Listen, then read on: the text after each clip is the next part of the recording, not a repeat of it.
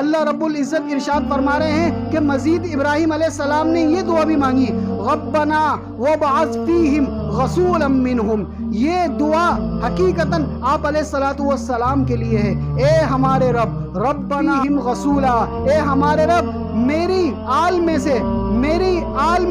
میری اولاد میں سے کوئی رسول بھی بھیج دے،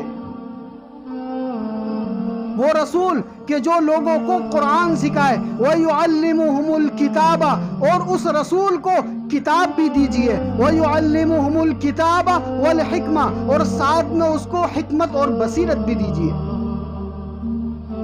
ربنا وابعث فیہم رسولا منہم یتلو علیہم آیاتک ویعلمہم الکتاب والحکمت ویزکیہم انک انت العزیز الحکیم۔ تو میرے عزیزوں، اس قرآن کی آیت میں 3 باتوں کا ذکر ہے۔ پہلی بات کہ جب بھی کوئی نیک کام کریں تو دل میں یہ خیال کریں کہ یہ نیک کام میں اللہ کی توفیق سے کر رہا ہوں، اس میں میرا کوئی کمال نہیں ہے، میری کوئی خاصیت نہیں ہے، یہ محض اللہ کا مجھ پر فضل ہے، یہ محض اللہ کا مجھ پر کرم ہے۔ دوسری بات کہ اللہ پاک سے اس نیک کام کرنے کے قبول ہونے کے لیے بھی دعائیں کرنا کہ اللہ اس کو قبول فرما لے، اور ساتھ میں استغفار کرنا۔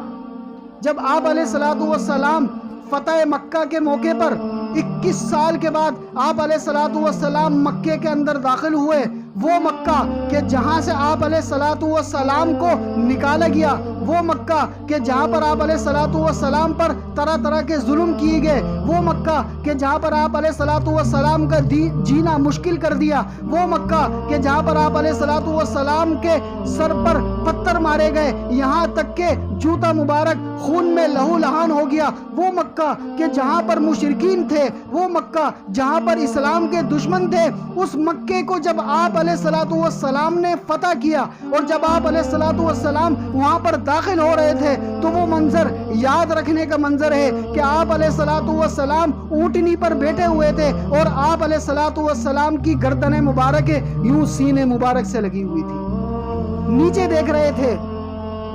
ہونا تو یہ چاہیے، آج کل کا جو بادشاہ ہوتا ہے، آج کل کا جو انسان ہوتا ہے، وہ تکبر میں آ جاتا ہے، وہ غرور میں آ جاتا ہے کہ دیکھو میں نے اس ملک کو فتح کر لیا، دیکھو میں نے اس شہر کو فتح کر لیا۔ لیکن آپ علیہ الصلوۃ والسلام کس طریقے سے داخل ہو رہے ہیں؟ نیچے منہ کر کے داخل ہو رہے ہیں، اور عاجزی انکساری میں داخل ہو رہے ہیں، اور ساتھ میں اس آیت مبارکہ کو بھی پڑھ رہے ہیں، انا فتحنا لک فتحا مبینا،